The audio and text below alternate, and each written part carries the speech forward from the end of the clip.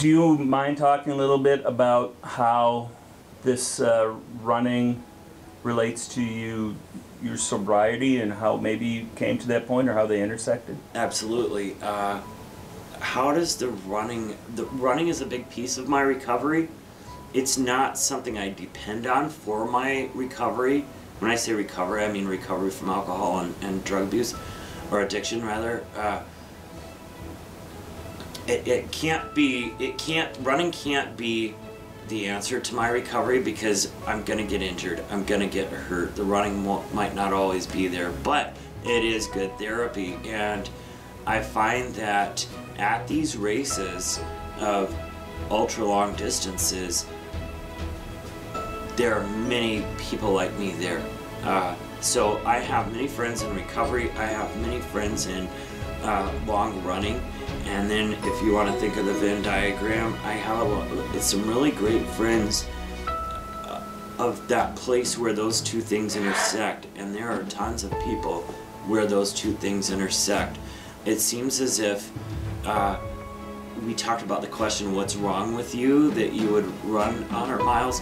I find that there is a lot of people who deal with mental illness, with addiction, eating disorder, those kind of things, drawn to that long running game. Probably because it takes an obsessive type of mind. Probably because you really have to get to know yourself. And here's something I think is interesting. Some people will say, oh, you're exchanging addictions. You know, you gave up booze, you picked up running.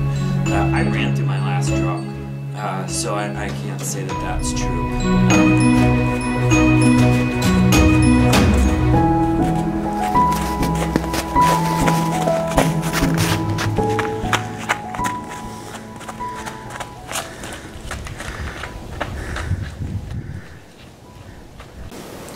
What's the draw of running 100 miles, a friend asks. Like, in a sentence, what's the draw?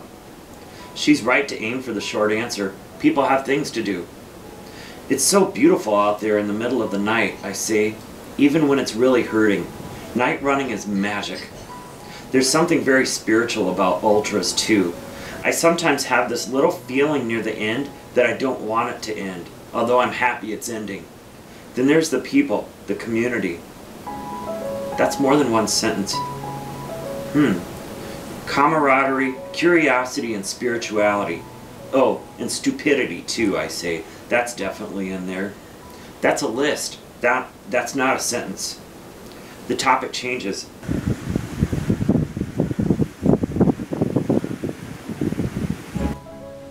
On June 26, 2006, I was a broken and isolated man who no longer wanted to live, who couldn't imagine life drunk or sober, who just couldn't imagine living anymore.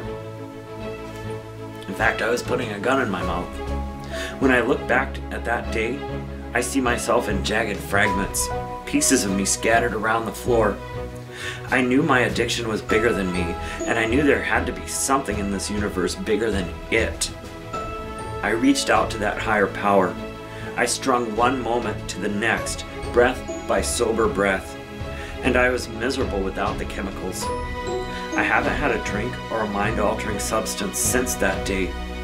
I'm grateful for that, and I feel blessed, lucky, visited by grace.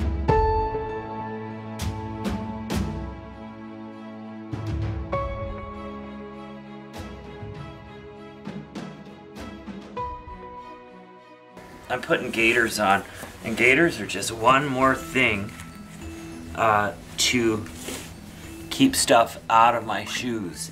You really want to protect those feet. And granted, I'm going to go through streams, creeks, and water's going to get in there and so on. But I need this to be as protected as I can.